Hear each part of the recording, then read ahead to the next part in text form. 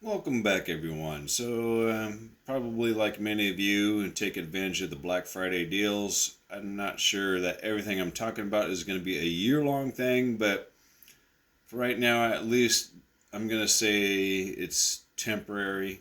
So keep that in mind, right? This is a 1/10 scale four-wheel drive brushless buggy made by Redcat Racing. It looks absolutely amazing. I've been wanting this vehicle for a while now. In fact, when I got my short course truck, I was contemplating on getting the buggy first.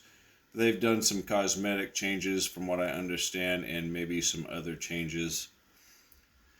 And this happens to be the Tornado EPX Pro. And if you're dealing with Redcat and anytime you see the word Pro, that means you get a brushless system and possibly some other goodies or other parts. Happens to feature a 3300 kV 540 size CAN motor, a 60 amp all-weather waterproof and dust-proof integrated cooling fan ESC, Hexfly servo, high torque precision gears and electronics, and a waterproof case. Right, and ball bearings throughout, of course. So let's see the car. I'm so glad that the rims came blue, unlike the black ones that they showed in what I was looking at online.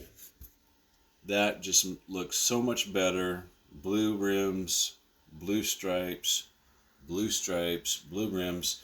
The only thing is, if they had the ability, I'm not sure if they do or not, because I don't know. I don't never done any of that, but if they could anodize the lighter colored blue stuff to that darker shade of blue right there, I think that would be an extra bonus. And the white sticker, I don't know. I think they should have done this logo in red, like they did up here, Redcat Racing, and maybe paint that blue or leave it all black, then do the Redcat in red. I mean, I don't know. And the white just kind of it it doesn't work. It doesn't work at all. But other than that, what a nice looking vehicle. You have progressive rate springs, oil-filled dampeners in all four corners. These are aluminum shock bodies. Really nice feel to them. I got the body loose right now in case you're wondering. Just really smooth. Tires feel nice and grippy. A little bit stiff, but with your battery and everything else in there, it'll probably going to work out absolutely amazing. So let's take a look at the inside. So here's a look at the inside. Nice and clean layout. We have an aluminum piece that goes from front differential to the rear differential for bracing. We have a lot of adjustability in the rear shock mount locations and in the front shock locations. Right, so there's a lot of tunability. We have adjustable camber and adjustable toe up front. We have adjustable camber in the rear as well. Lower control arms are interchangeable.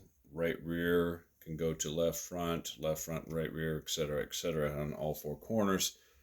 Really nice looking layout.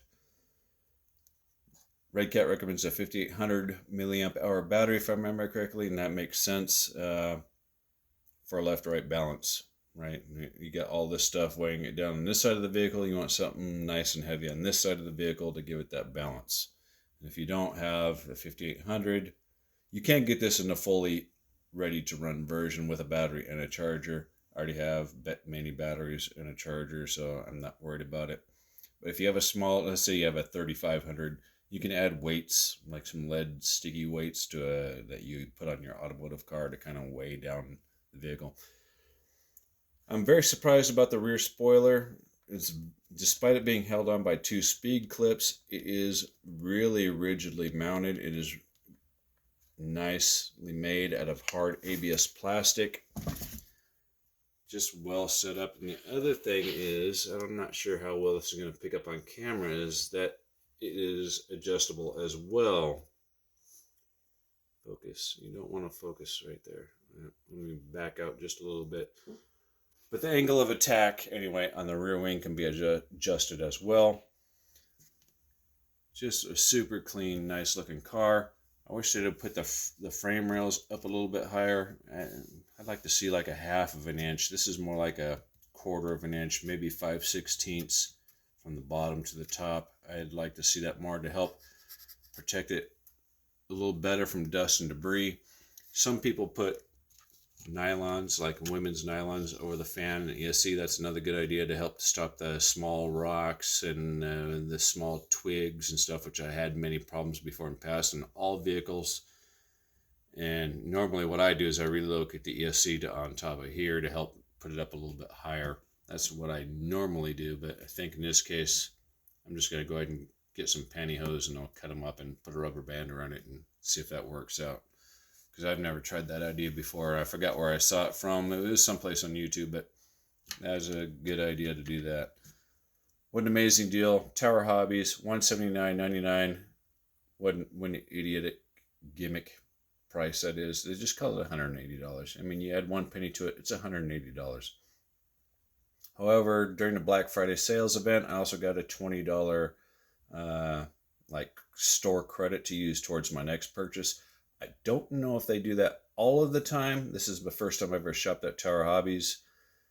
So that can be used towards your next purchase of RC products of whatever it may be. Paint, tires, or your next RC crawler, short course truck, whatever the case may be, right? So that's an extra bonus right there. So that brings that down another $20 in my opinion, or at least takes $20 off your next vehicle. However, which way you don't want to look at it. Plus I get 2% back on my credit card, pay that off, then I get another 2% back.